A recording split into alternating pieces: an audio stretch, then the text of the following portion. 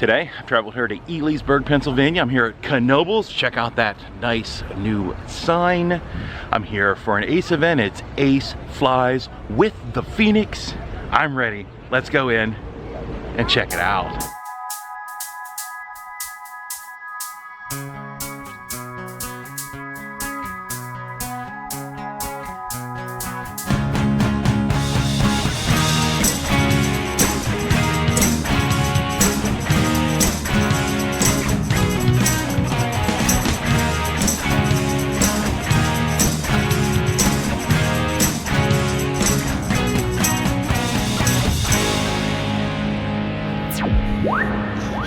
There's something's going on over by the drop tower, and then that's where I pick up my materials. That's where they're doing a water cup challenge, which is probably going on right now. I'm getting here a little later than I originally anticipated, but that's okay. I didn't sign up for that or anything, so we'll head over there.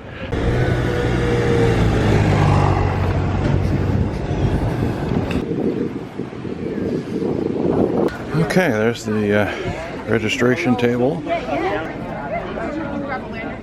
Okay, and Colin got me signed up there for a museum tour. I'm here on the, I got the 1:30, so we'll do that. That'll work out.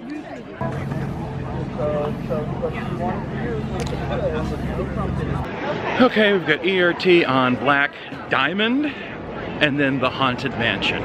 So, and I'm trying not to run into a tree.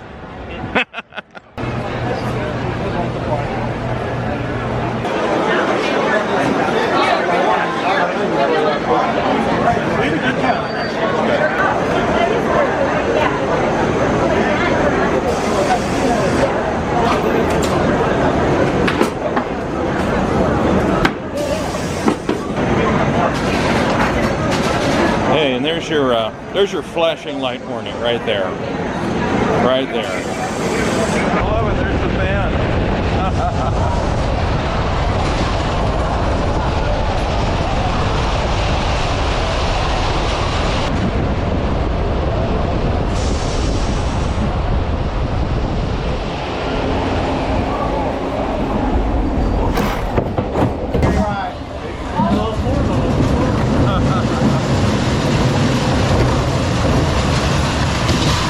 Here we go, Black Diamond.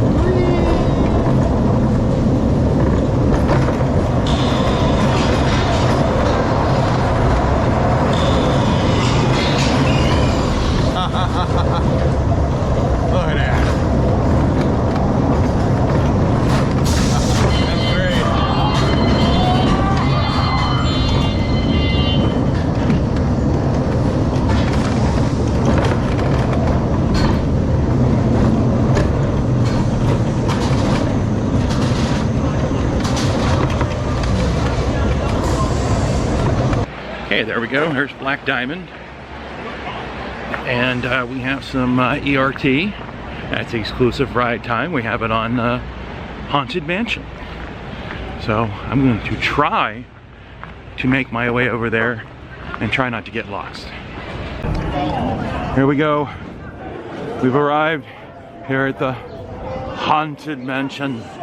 There's no the, it's Knoebels. Knoebels Haunted Mansion. And more flashing light warning there. Warning. This ride can be scary.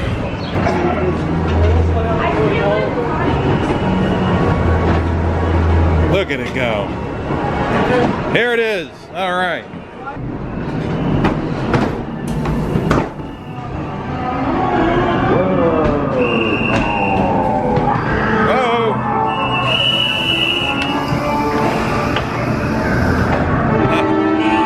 Weird Al?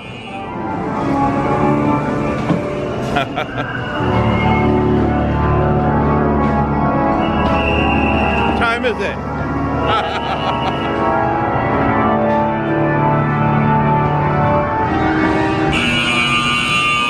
I'm sorry, that's incorrect. Oh, what's in the oven? Ooh. Oh, it's the upside down room.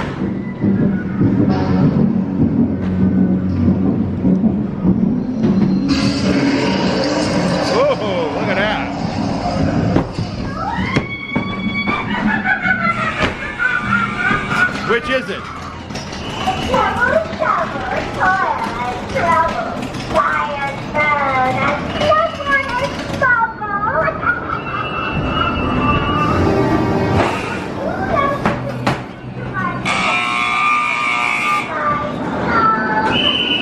Oh! Oh, lightning.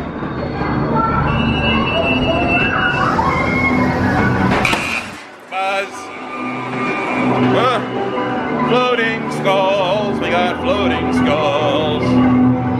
Woo!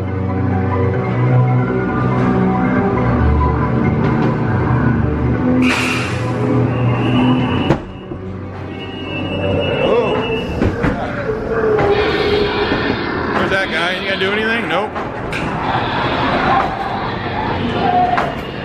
Great Scott!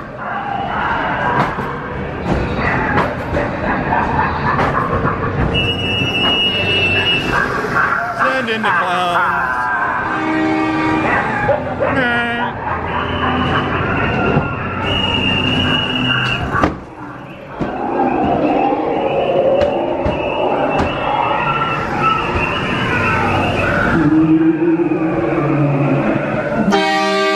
There it is.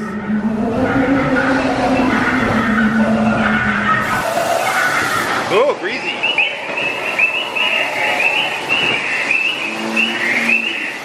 Monkey. That guy.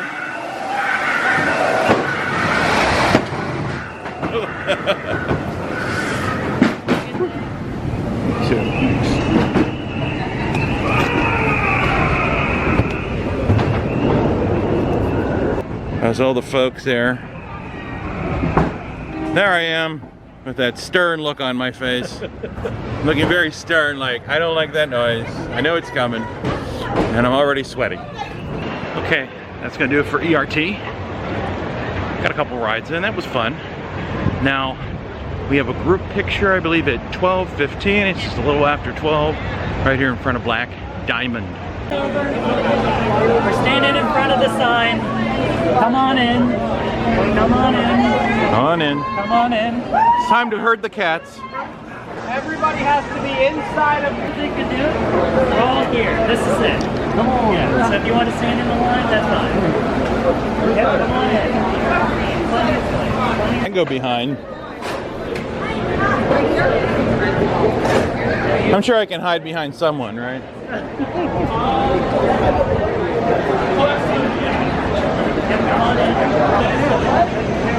Down in front. Hey, tall guy. Hey.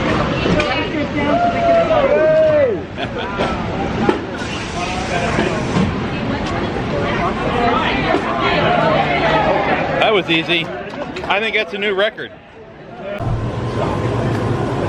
It's the ice cream relay. Look at this. It's like a bucket brigade, but with ice cream.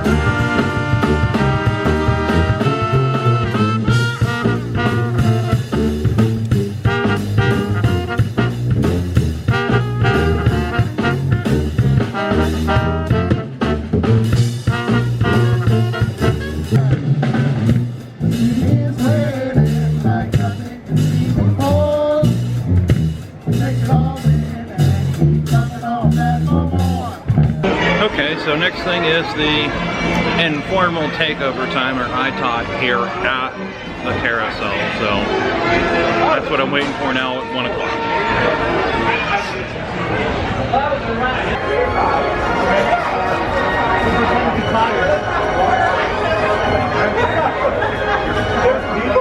Okay, I'm on the carousel, just a minute at a time. As soon as I'm done here, I gotta run over for the tour.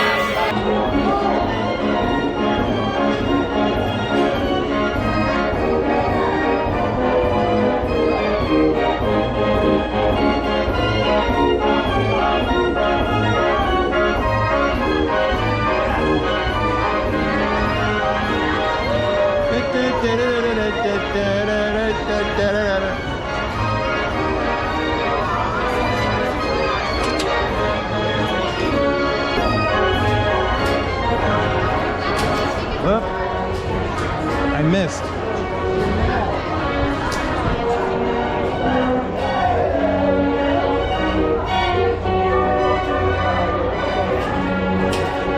Nope, no good at this. Something I'm gonna lose a finger. I did better last time.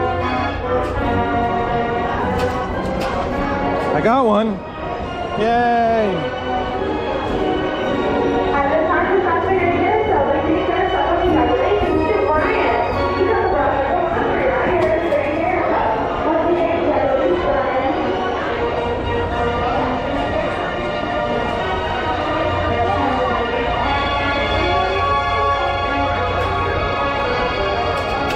Nope, missed it. I got one.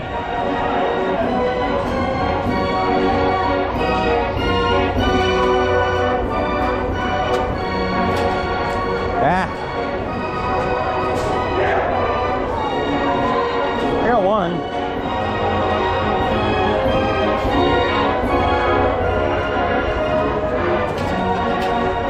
Hey, I got another one.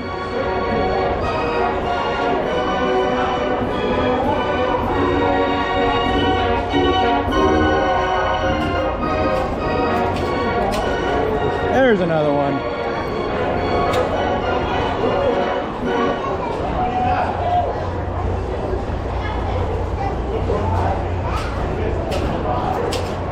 Nope.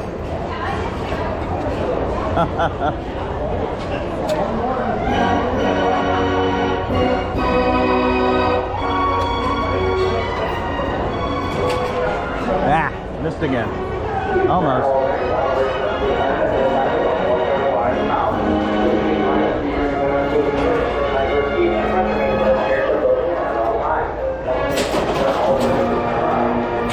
Into the line it goes. Okay, I got 3 rings, none of them brass. But now I gotta hightail it over to the museum for my 1:30 tour. I got about 5 minutes to get over there, or less. All right, here is the museum. We made it.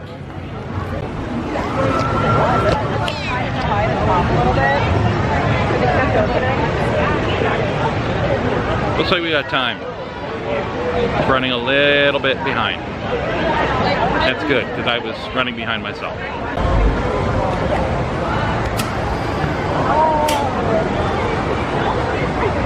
There we go. Knoebels History Museum. Alright,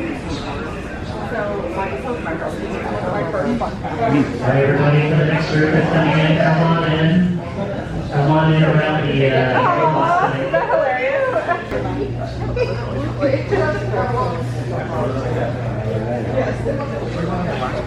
thanks for coming over and spending a little bit of time out of your day to talk about the history of Knoebels. So Brian did it for the first hour, so you guys are going to have Rick. He's starting up here. So he's going to talk a little bit about the history of the Knoebels and the Knobel family. So take it away, Rick. Hi, everybody. Hello. So yeah, I'm Rick Knobel. I'm Brian's older brother. I'm part of the 4th generation here at the park. But our family has been here even longer than that. In fact, our original deed, and there's a copy of the deed. Oh, Mike has a copy of our deed right here. It was signed by John Penn, son of William Penn, sealed by George III. So it wasn't given directly to the Knobel family. It was, we purchased the land in the 1820s, but it was still using the same deed. So it was, one of our ancestors was Reverend Henry Knobel, comes from Heppenheim, Germany. And he was a minister, and he came here, and he was given a number of different churches in the area as a circuit pastor. And so he came out, and after being here for a little bit of time, he had purchased the land here. It was called Peggy's Farm. And he went back to Germany to bring in some more of his relatives. Came back again to settle here. And it went down through a number of hands, and then it was my great-grandfather, was Henry Knobel. I'm sure there's a picture of him somewhere. Hartman Henry. He went beat away, Hartman, right? But he was the man who founded it. He inherited this land when he was about 14 years old. It was a farm. We had also had a Christmas tree farm as well, which is up in where the campground is. But he kept some cows and so forth, and he built a little fence around the creek to keep the cows out. But it formed a natural swimming hole where the creeks were. You know, Bugsers Run and Lowery Creek formed a natural swimming hole. And a lot of people would come here to go swimming. And so he would, charge a dime to swim on Sundays. Now this is about the 1880s, 1890s or so. But then he started building a food stand. And he would charge the groom the horses, like a quarter feed and groom. And there was, I think the first stand was a peanut stand or a popcorn stand, I'm trying to remember. But nonetheless, it grew and grew from there. And there was a thing called tally-hos. And a tally-ho is exactly like today's bus trips. It was a carriage ride with a destination. And so we would load up people from the local towns, like say Shamokin or Mount Carmel, and they would come here and have a picnic by the little swimming hole.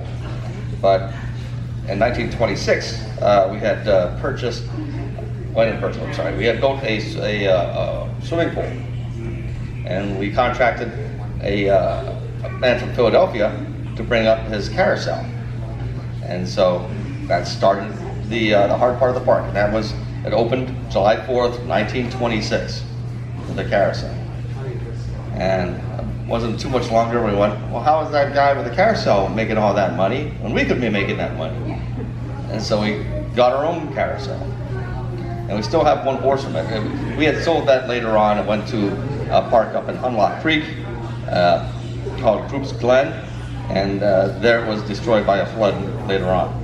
They saved 2 horses, and one of which we still have in the carousel museum. But yeah, we were able to add a couple more rides, and you can see on the timeline behind you here, how we added different rides. There's actually there's a color code. Anything with a red is a ride that we added. There's different colors for food stands, different colors for games, etc. But yeah, we added kiddie plane ride, the Lindy Loop, and in 1941 is when they got the Grand Carousel. It was just a few days before Pearl Harbor. So, and I came from a park in New Jersey that closed down. And it came with a carousel. And the guy who was selling us the merry-go-round said, no, you don't want that. It doesn't work. He said, well, if it doesn't work here, then we'll take it anyway. Maybe we'll make it work there. And we got it working again. And went down through the family. So we had, it was Henry and his wife Patty. They had Lawrence Lincoln Knobel. There was 5 children. There was Lawrence Lincoln, who was my grandfather. He was named Lincoln because he was born on Abraham Lincoln's 100th birthday. And it took a lot of flack. At the time, the Knobel family were staunch Democrats, and the local Democratic institutions were very upset that we named after Lincoln. But he had married Peg, but he also had a brother, Pete Knobel, and another brother, Jennings Knobel, who ran the food stands. And there was also 2 sisters, Gladys and Dawn. But each of them had children. But yeah, Lawrence Lincoln had Dick, Buddy, and Leanna Knobel. Dick, by the way, was just here yesterday. I'm sure that he would have been happy to see you all today. But he was pretty tuckered out from his trip yesterday. And Dick had Brian, myself. I'm the older one. Yeah, I went through a lot of things. I think one of some of the bigger changes that we had in the 1970s and 77, we got the Jetstar roller coaster. If anybody here, has anybody here ridden the Jetstar or been here? Yeah, there we go. We got one person. My favorite. And that brought some attention. We got a little bit bigger. And in 1985, we bought the Rocket in San Antonio, Texas. That was a playland park that had closed down in 1980. It was a pretty interesting ride. A lot of fans enjoyed that, and we saw an article in Roller Coaster magazine, and thought this might be interesting. We also had a couple people here at that time that were ACE members. So John Fetterman was an ACE member. We had Chris Paul and Jim Moyer, Jim Martini. So nonetheless, we were able to go down there to San Antonio and start figuring it out. We took some core samples. It ended up being the very first roller coaster made out of treated wood. So a lot of it was in pretty good shape. And we made an offer.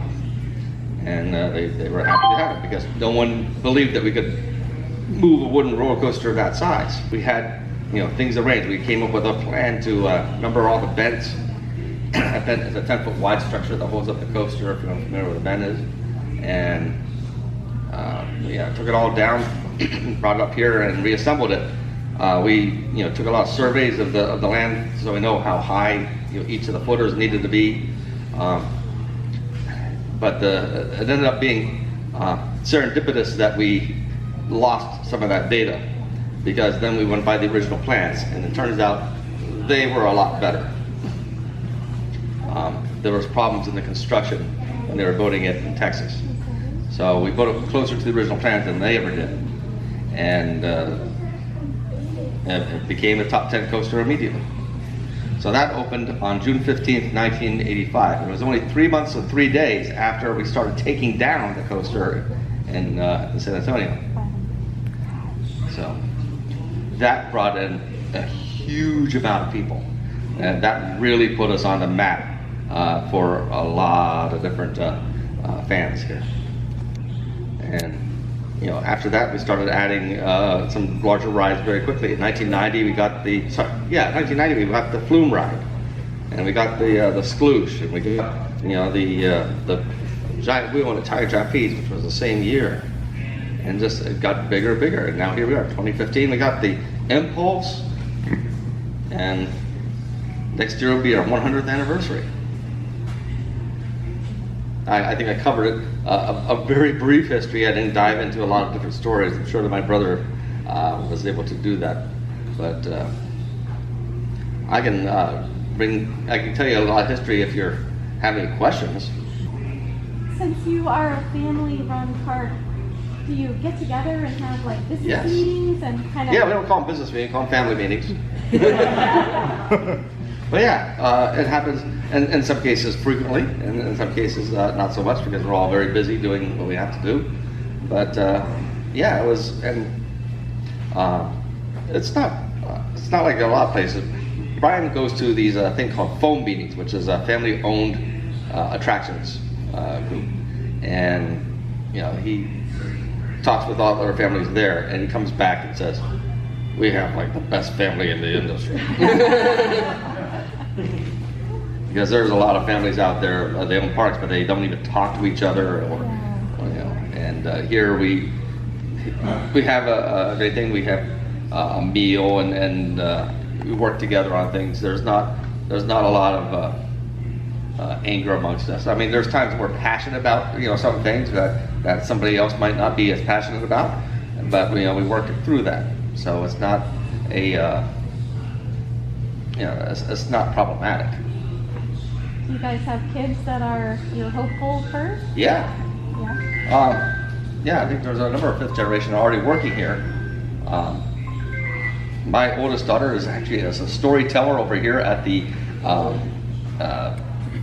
I call it Middle Worth, the Storytime Theater. Yeah. And dress up, so she really enjoys that. My youngest had just started working in the flower department, you know, watering the flowers. Brian's, both of his daughters had different positions in the park.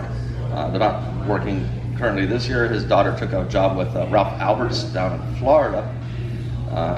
Ralph Alberts is a amusement park supplier. They do all the foam on lap bars and ride seats and so forth. And so they do pretty much all the parks. They have, you know, so they need somebody in Florida all the time for Disney and Universal and Busch Gardens and what have you. So they had just bought a fiberglass facility down there, and so my niece Haley is heading that up, but she expects to come back here at some point. My cousin Trevor's son Ethan is here all the time. He's our director of internal communications. He's constantly busy. So, yeah, and Stacy, my other cousin, has 2 daughters of her own, and they do little side projects. They're both in college, so they're not really here very often. So, yes, sir. No, I know that like your dad can be a bit of an impulse buyer. Yeah. Especially I have. Yes. How do you guys balance like year plan, and then like you guys have the maintenance of all the history that you have here ride-wise, plus like a 5-year plan? Like, how do you keep all that in balance, and where does the priority fall sometimes? How do you balance all that out? We don't have a 5-year plan at all. It's very much a seat-of-your plans kind of a thing, you know, and we try and make things happen. I think the one we planned out the furthest ahead was Impulse, and that was probably 3 years. But yeah, we sit and we kind of think, you know, where to go, and we kind of vote on some of the rides. We sit and we vote on the ride names and everything else, because there's a great story that I think that we've shared at either East Coaster or Coaster Bash or what have you. But when we got the drop tower, which is Stratosphere, we sat around the table. We did this corporate type thing where you write down your 3 favorite names, and the first one gets 5 votes. You know, the next one gets 3, and so forth. And we submitted in, and I think Stratosphere got number 1. And Dad didn't like that. He was, I veto. And and he went out and says, we have a lot more brain power out there than in this room. And went out there and asked around, and people were happy with Stratosphere. So they came back with his, a hat in his hand and said, "I'm going with Stratosphere." So, but yeah, we look at historic rides. There's going to be people here that are on our staff that push for some historic rides, and there's other people that push for a newer model of rides, because sometimes, it's difficult to take care of an older ride. To find parts or manufacture parts and so forth. There's also a lot of rules that you have to follow to bring it up to today's safety standards. When we did the flying turns, which is something my dad really wanted to put his heart, so that took much longer than anyone expected. It was 7.5 years from when we started building it, and we went through several different engineers at that point. And we had a lot of different people in the industry, because we had Steve Okamoto was here for a little bit of it. And we had Mike Booley was there at the end, but there was a number of different people throughout it. Jim Shea was involved, but he did the the chain lifts, and GCI did the center line and some of the station work. So we had a lot of people involved. But you also say that with the Phoenix too, because Claire Hain from Great Coasters, that was the first ride he did. He started it when he was 18 years old as a carpenter, building the Phoenix, and thought, you know what, this is a lot of fun building coasters. I'm going to start a company. So he and Mike Goodley got together and formed Great Coasters. But yeah, we go along. Sometimes we just look at what's available. There's a great story also when we were at IAPA. Brian brought his children, and they saw the Flying Tigers ride, and the kids loved that. And little Haley comes up to my dad and goes, "Grandpa, that's a great ride. You have to get that ride." And so we ended up buying the Flying Tigers. And ever since then, Zamperla has paid for a ticket for Haley to go to IAPA. And the other granddaughters are like, "When is Grandpa gonna get a ride for me?" What's IAPA? IAPA, the International Association of Amusement Parks and Attractions. And so they have a big expo each year in November. It used to travel around, but now it's been in Orlando for the last 20 years or so. But it's an enormous expo to see all the different, all the new rides, all the new games, all the new foods, et cetera, et cetera. Yeah, I'm sorry. Your banner curve that you're refurbishing. Yeah, there's no questions about the banner curve. Oh, no, there's no questions involved. Okay, go ahead. No, I was just wondering, did you acquire that from somewhere, or have you had that Yes. here for a long time? We purchased 2 banner curves. They came 3 years ago, I think. We bought them both at the same time. But yeah, they pretty much in the junkyard. And the one was the original one that was built for the Montreal World's Fair, Expo 67. It went around and eventually found a home in Old Indiana. And I got to see it there. There's a picture of me at the auction of Old Indiana, at the ride. But we didn't purchase it then, but I don't think it opened anywhere else after that. And then there was a second one, which was on a fair circuit. And we thought that we'd have enough parts then to put it all together. But a lot of it was being manufactured. But yeah, it was quite an effort. And we've done that before. Our satellite, which is a rollerplane, was from multiple different satellites, over the course of years, because we had the original one came from Kennywood, but most of the pieces on there are from Bells and Tulsa. But yeah, we had a lot of things like there. We had the Kitty Himalaya came from 2 different parks. One was at Lake Compounce. The other was at an FEC. I'm trying to remember the name of it, but we were able to put those together.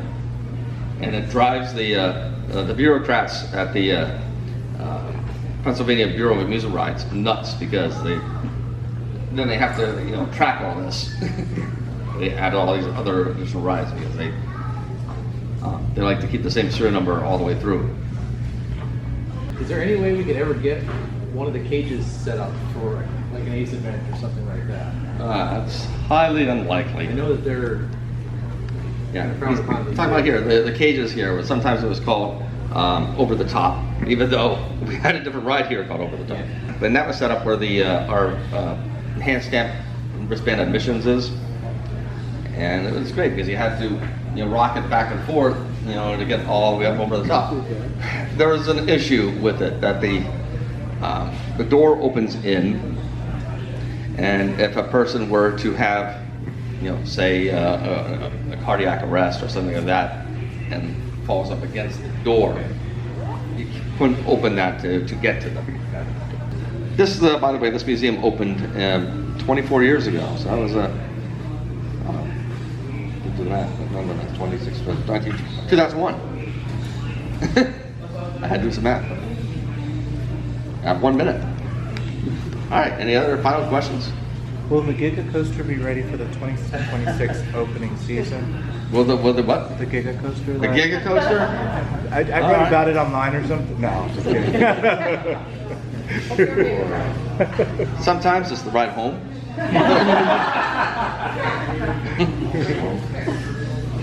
I would imagine that would be a lot of tickets. Yeah. I've got a good quick one for you. Sure. Someone was coming for the first time, what would you tell them to eat? Oh, that was a good question. Chicken and waffles. 100%. Go to the Alamo and have chicken and waffles. Right? It's just the best meal here, in my opinion. But it's not the southern type. Everyone's here at chicken and waffles before? Okay. So yeah, that's Pennsylvania Dutch food. It's wonderful. But no, I enjoy as many foods as you can. All right.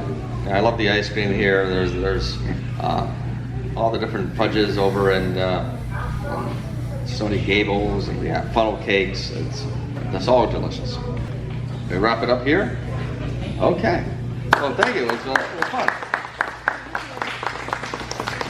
All right, thanks everybody. Again, the Knoebels Q&A, if you have further questions, you can ask those at 3 o'clock at Pavilion J. Otherwise, thanks for coming. You can exit out here, straight out that door, so our next group's gonna come in right behind you. Okay, that was fun. There's a lot of other stuff in there, a lot of mining related stuff. I think that's something for another day. But it is air conditioned, so that's a big bonus. I love air conditioning, especially on a hot day like this.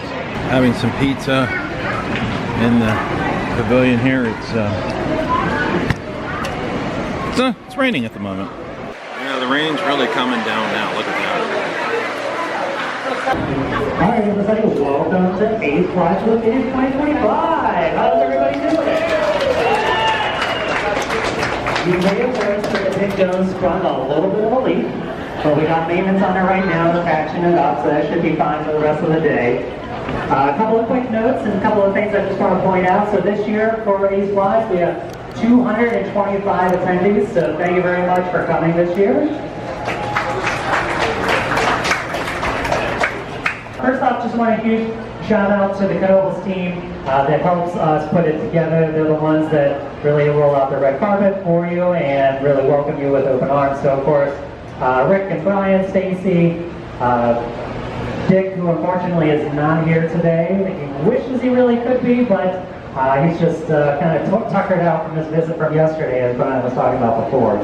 But again, huge thank you to all of the Knoebels team that help us out every year, and then also the maintenance team for coming in early and getting everything ready for us. So thank you so much to you guys.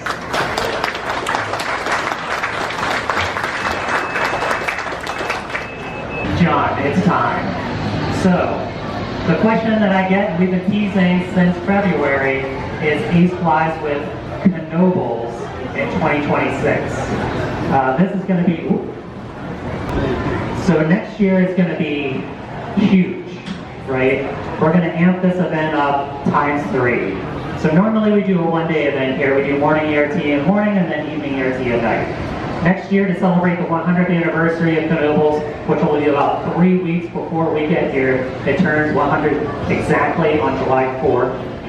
If you're part of the history tour today, you probably heard about that. So next year, we're going to celebrate with the Knoebels team, and we're going to go big. It's going to be a 3-day event. It's going to start on Friday, Saturday, and Sunday. There's going to be evening ERT on Friday, morning and evening ERT on Saturday, and then Sunday, morning ERT. We're going to have a really fantastic meal on Sunday. It's kind of like our farewell lunch, which will be, if you've ever had a meal here at Knoebels for a cater group, you know how great it is. It's going to be a lot of fun. Grove Grub card, everybody will automatically get a Grove Grub card. On Friday will be a Ride All Day wristband, because Monday through Friday is Ride All Day, so everybody will get a Ride All Day wristband, so you'll be able to ride to your heart's content. And then Saturday and Sunday are the typical ticket days, so tickets will also be included in your event registration. We're going to have behind-the-scenes tours. We're going to have opportunities that you'll most likely never get to do things here. I can't tell you exactly what those are because we're not 100% sure at this time. But it's still going to be a lot of fun. It's going to be a big event. We're super excited about it. We've already begun the planning stages for that. We started actually last year, and they'll continue on for the rest of this year into next year.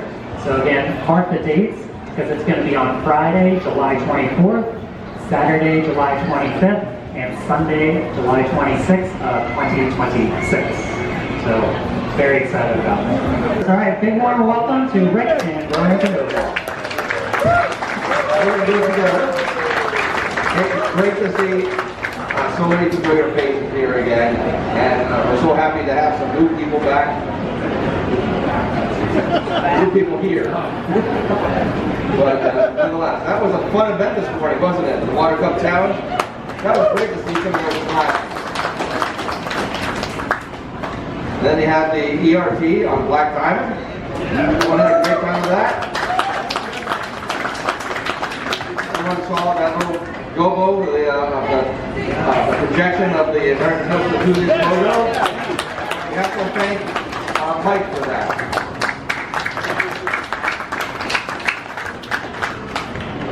And then we have the Q&A session over at the History Museum. All the different questions you have were fantastic. We really had a lot of fun doing it. But we're here. I hope you had some more questions for us since you're here. And I have to admit, I think I had the gift of gab and didn't really give an opportunity for Q&A. So that's why, yeah, Rick did better than I did. So, but hey, that's what we're here for now, right? Because anybody want to go first for the question? Do you have any kiss cams in the park that we should be seeing?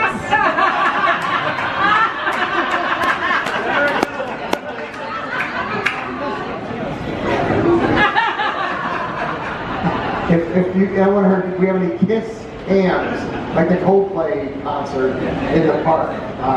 Well, we do have cameras. I'm sure people got kissing on it before, but I don't know about that particular CEO. I'm not really sure. Good, that was a good one. It's a good one to get started on.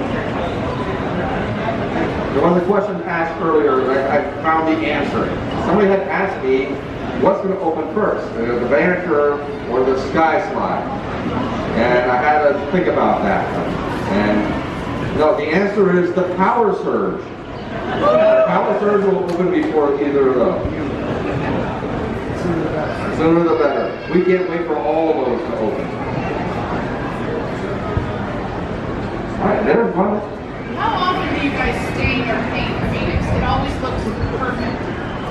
Like How often do you stain the Phoenix? Her question, how often do we stain the Phoenix and compliment us that it always looks nice? It does. It looks perfect. I mean, we buy 5-gallon pails by pallet from a business up in the Muncie, Montoursville area. We get extra pigment in it. And so we do have pallets on the side, and we do try to stay on top of it type thing. When we sprayed, we started last fall, got a couple quotes from different businesses. Started last fall, got too cold, jumped back at it this spring. We have to let all the staff know because that mist carries, through the air, and no one parks within about a quarter of a mile from the Phoenix. Or Rick and Ethan and I were out there polishing everybody's cars, getting the overspray on. I can't remember the exact year. I'm going to say it was probably pre-COVID. I'm going to say probably about 7 years ago that we did a whole top to bottom. We sent a couple people 2 years ago to a climbing school to become certified so they could come back and train the rest of our team on how the proper techniques of climbing, on the structures. So they all, dove in and they helped, and while they were busy doing that, they didn't have to clean the cars off. All the overspray. So I'm going to say probably 7 years. And it's just, I'm randomly picking that number. Yeah, thank you for the compliment. All right, he had asked about the motor that drives the tandem for the Phoenix. and we have the motor. I can answer more questions about the flywheel, because we just replaced the belt from the flywheel very recently. In fact, I have pieces of the flywheel, which can be a door prize at East Coaster at some point. But nonetheless, I can't answer many questions about the motor itself. So, you know, the whole operation of Phoenix, you know, very historical. But, you know, we've had to change through the years. You know, a lot of you, you know, remember the break, and you know, as the trains coming into the station, and you know, a ride operator better be prepared when that Tom, you're better at this than me. A 3-ton train comes barreling in there. You can't just sit there and hold it. Like, you gotta forcefully hold that as that train can get push those skid, you know, the sled brakes down. We've had to adapt through the years, and some of that had to do with ADA compliancy and being able to run double trains. So we got to add a PLC. You know, you don't just plug the ride in like you did when it was in San Antonio. So now it's a whole PLC cabinet with the drives that are in there, which on one hand, you know, you have to have those Dick Knoebels, a mechanic, go in there and get the ride back open again. You know, now it's a select few that have the ability to go in and troubleshoot. You know, we get on the phone with the different, you know, programming companies. I think Bill Buckley now works for Irvine Entree. You know, that's what they do for a living. So we have a different route. We don't go with Brian Andre, but we're trying to keep it as nostalgic as possible. But yet, with certain safety standards, we've had to update. I don't know if we answered your question, but we're trying, as you know, you get into the little historical things, and you know, last year we learned our flyer motor, which, you know, we bought the flyers in Kennywood, and there's pictures of their kangaroo ride, their flying coaster, and it's being powered by what powers the flyer today. So, you know, that whole small world in which we live. You know, a lot of history. Okay, all right. So we had a full super roundup. Too many cracks in a boom will cause, you know, any manufacturer to say, all right, we're done. Well, we have a spare boom for the super roundup. Our super roundup is trailer park, but the boom we have is from a park model. So we have it off, you know, behind the scenes right now, beginning to talk with some engineers. You know, first you have to get in and study the thickness, you know, of the steel of the boom to make sure it's okay to proceed any further. Sometimes you're okay, can we do this in-house and take 2 rides and make one? Well, we've done it on multiple other rides, you know, that's for sure. Can we do it again? We do have that. We do have that staff. The problem becomes, do we have the time? Because if we put the staff on, we've had some Fandango troubles this year. We get a team together, they go to the Fandango, well, that shuts down the Barren Curve, and it shuts down the Sky Slide. Well, now you can't put anybody on, you know, on the Super Roundup. So I think I mentioned at one point, like, hey, anybody wants to apply, you know, apply on our website type thing. You can help us, you know, as we're committed to building our maintenance team. So Super Roundup comes up. We have a weekly maintenance meeting every week, and it's on the docket. First thing, find somebody who's going to test wall thickness, and then we're going to move to the next step. So, but it's a historical ride.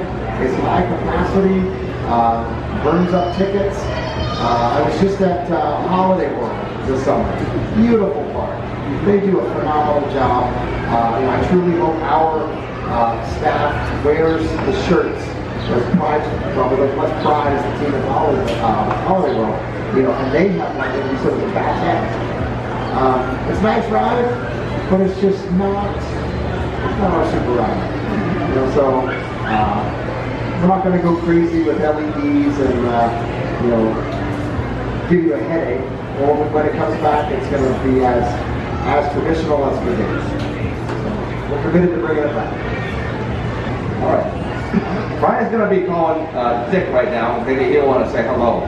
But he was down here yesterday, they had mentioned they had dinner over at the fish fry. A couple people got to say hello to him. But he hasn't been home. He's been at a rehab center for a while now. But he comes back from time to time.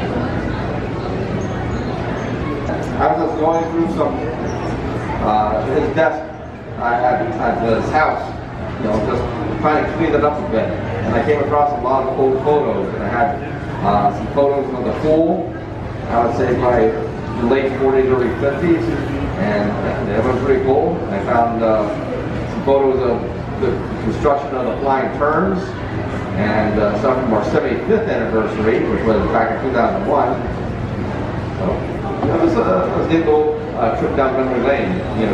Just on one section of his desk, he had a lot of stuff in his desk. So the kind of treasures we're going to find later. All right, here's what you've been waiting for. Right? Spoke on all the members of the Eastern Region of Eight. I hope you're having a great day of Knoebels because we are excited to have you part of our clientele.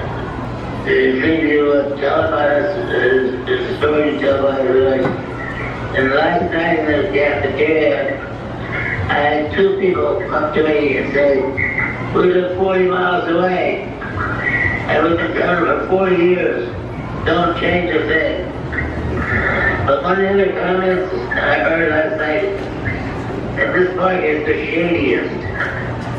It was a hot day. You don't want to go to those other parks. But you go to Knobel because of the shade. So we're going to keep it that way.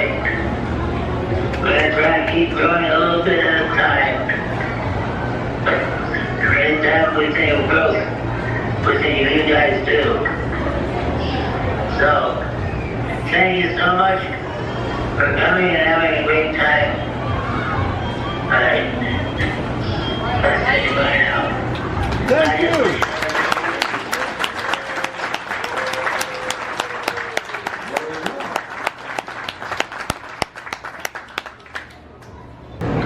All right, thank you, Rick and Brian.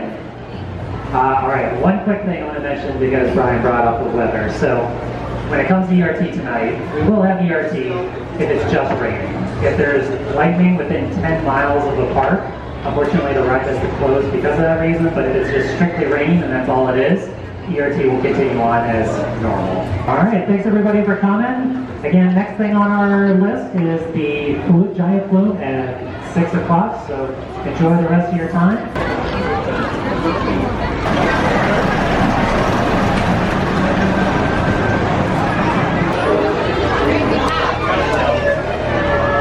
Just like that, here we go.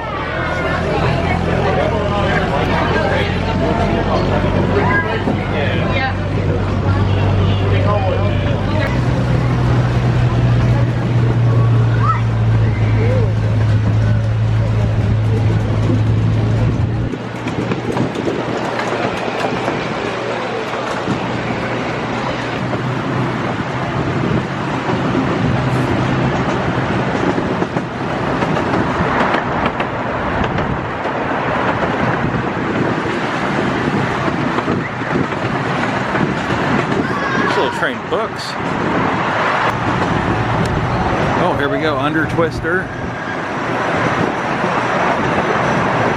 Hey, there's Twister.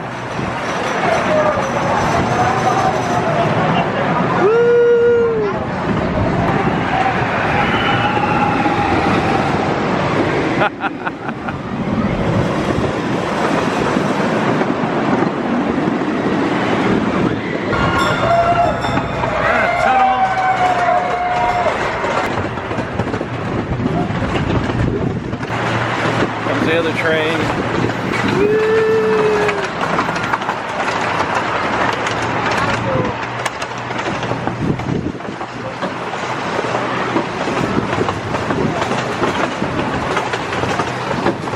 Oh, look at that. Ooh.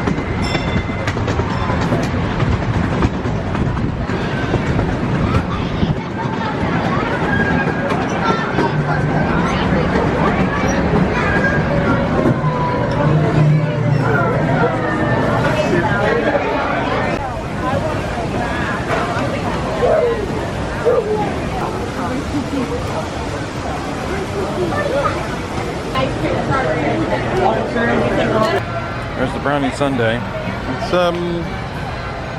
It's pretty big. All right, let's try it.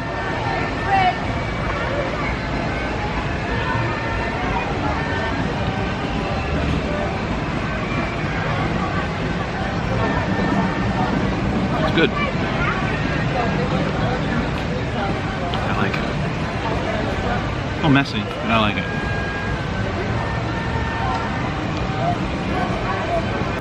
Well, we've had some time pass and decided to take a ride here on the chairlift, and it just stopped. But it's a beautiful, beautiful view behind me there. Very scenic. But had a few minutes, thought I'd take a nice relaxing ride here on the chair ride.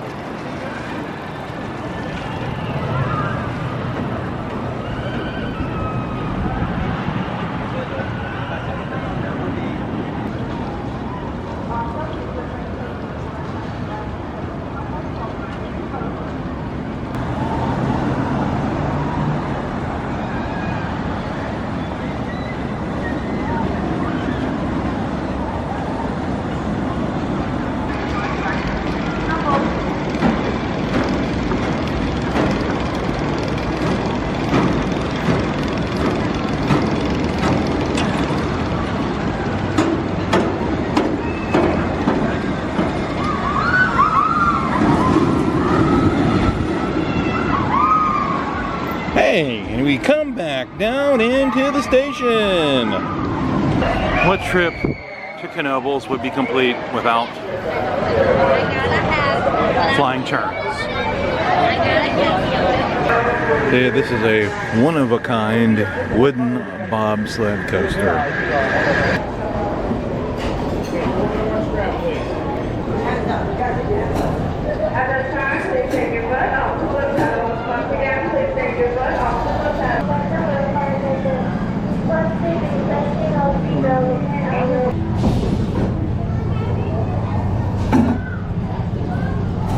Woohoo! Here we go.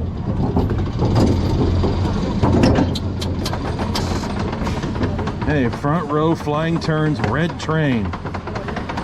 That's awesome.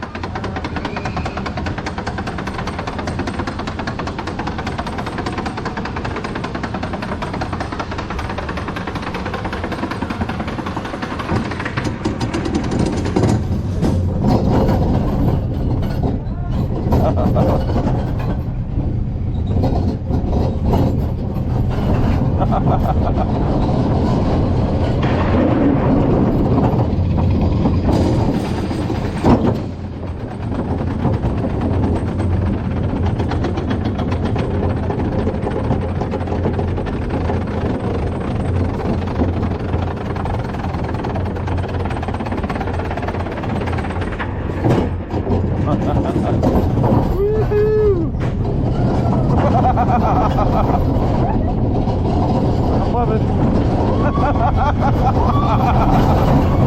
Woo!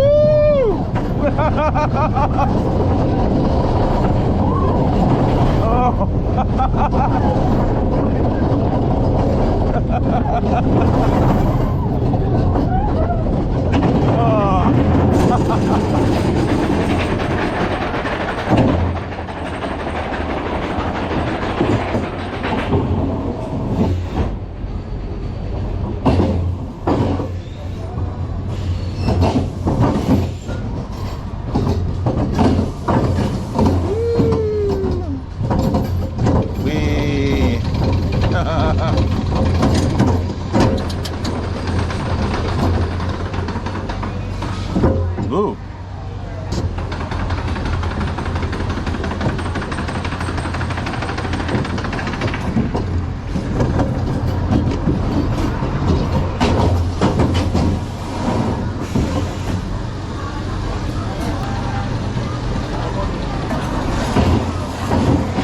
All right, flying turns is always fun.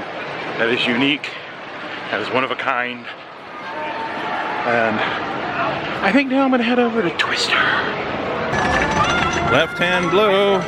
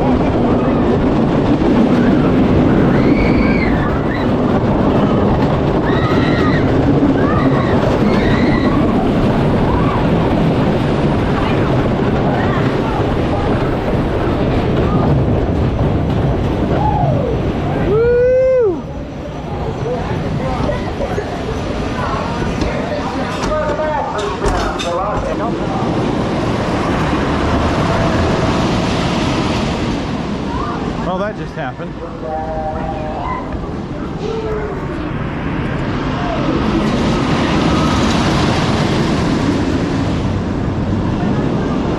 Twister was fun. Boy, it looks a lot lighter in my camera than it actually is. It's almost feels almost dark already. It's weird how it gets darker here sooner here than at home. The lights are on. It's almost time for the park to close to the public, and then we'll get some exclusive ride time, better known as ERT, on Phoenix.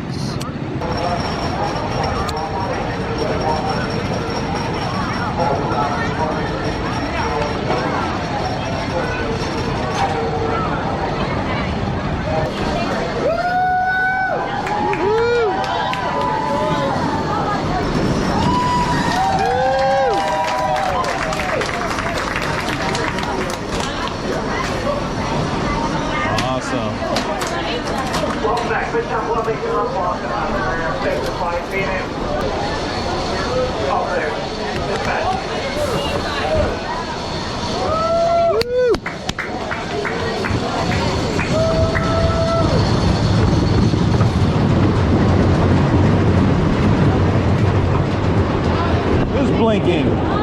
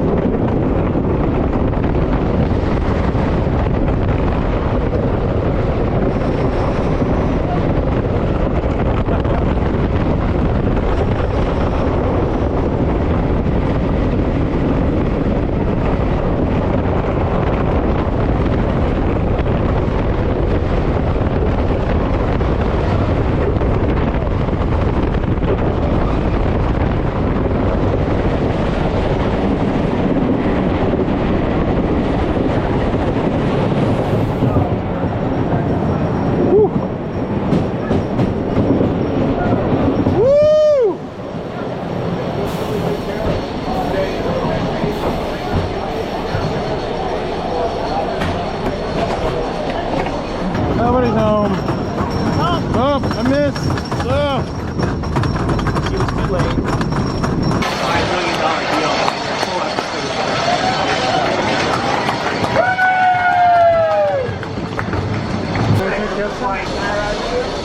Yeah, come on in. Hey, there. I haven't seen you all day, Colin. Where were you all day?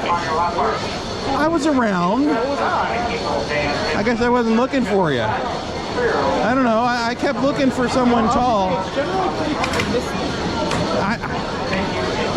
I just figured you were avoiding me all day. That's all. Like, there he is. Go the other way. $5. $5? You gotta pay me to come back so I can buy another day. Woo! Anybody there? Anybody there? There they are. There we go. Where's my hand sanitizer? Lights out. No lights. Woo!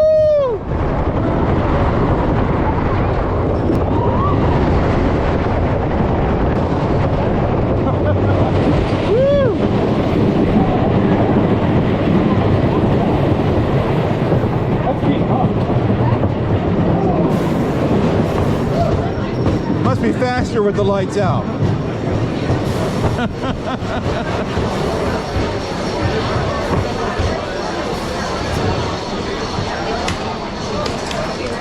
Yeah, turning off the light also. The trims that are somehow attached to the wheels of the train. Yeah, that must be it. They're on the same breaker.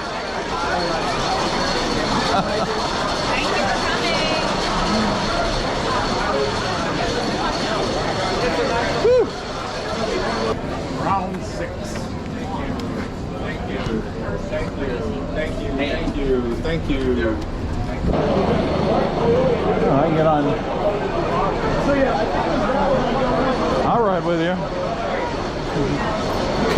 That works. Oop. There we go. If I sits, I fits. Right, I walked right on, Colin. I invited you. Yeah, but I royally invited you. And then if we can magically add an extra part of the potato, we gotta get the 2 GoPros guys. Yeah. At one point, come on. Yeah, so it'll just be the picture will be as bright as Colin's shirt. Especially now that the lights are out. Exactly. Woo!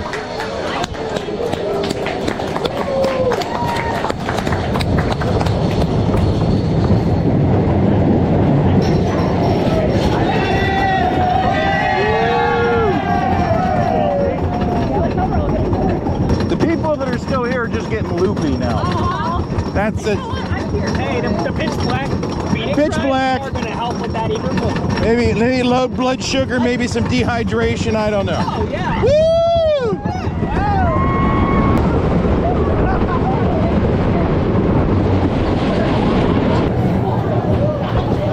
Oh my goodness. Woo!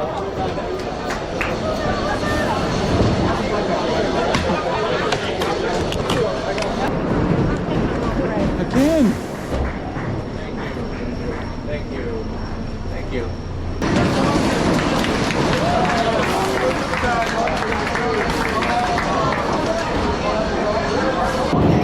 No one's there! Woo! Nobody! Woo! Oh, there we go.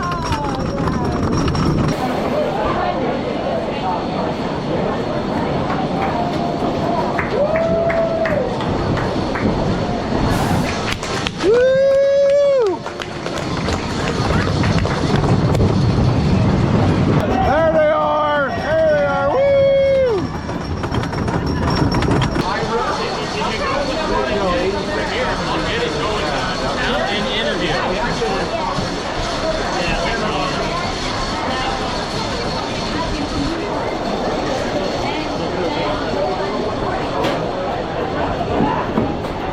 I'm just waiting for someone to yell, "No running!" Children, come on! There's like a bunch of kids here. Okay.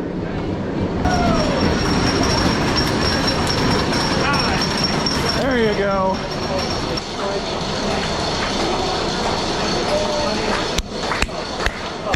That's our applause sign, obviously.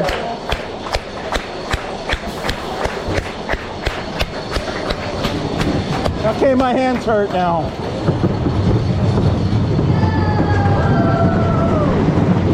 Nobody home, nobody. Woo! Oh, left me hanging. This might be last call here. Oh, we made it. Thank you. Oh, I'm gonna feel this in the morning. Woo! Woo!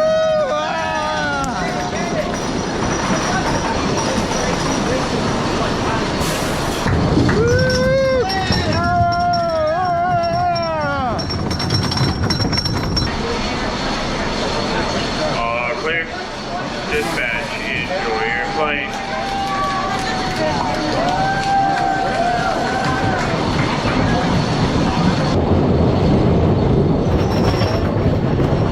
Oh, I missed. What? What ride with you? Okay. 10:22. Whew.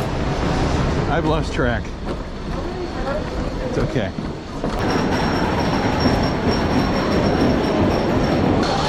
I just can't stop now. I live here now. I'm at the point now where I'm not up for another back row one, but front row I can do. Yeah, back rows were up. I'm like, yeah, I gotta stick to the front. I did towards the back. I'm like, yeah. Woo!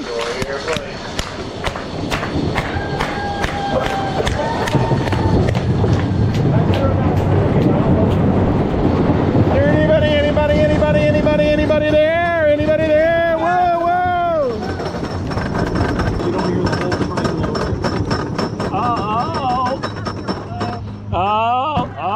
Woo! Yeah! Somebody pushed the wrong button. Honey, will you marry me again? Oh, that poor motor is going to have to start with this big load on it. It's like, This is going to be quite the story. This is potentially the last ERT ride. I think we broke Phoenix. Ah, yeah. Oh!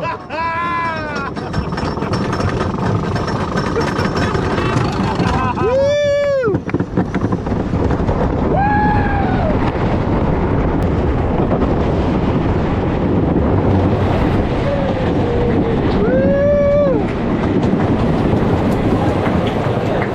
Wait, it's still open?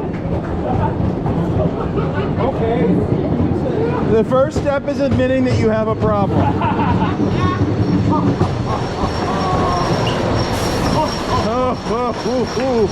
Ooh. 20-minute workout. how many steps are you getting from? Back, push forward. There's the last train.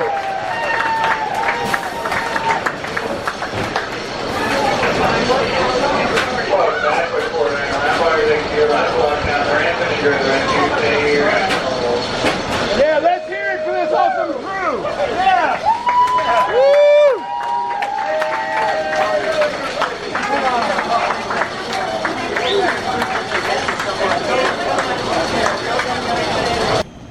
10:39. As I wander through a mostly empty amusement park, I feel like I'm part of a Scooby-Doo episode. Every time. Yoink!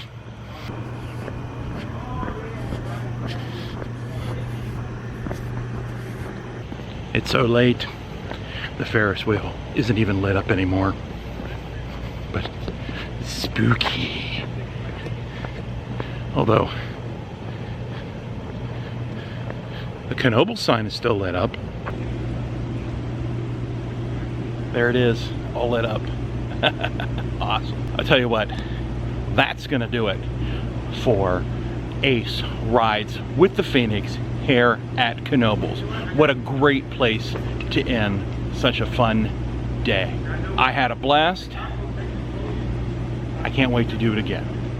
But with that, like, subscribe, mash that notification bell, and as always, thanks for watching. I'll see you in the next video.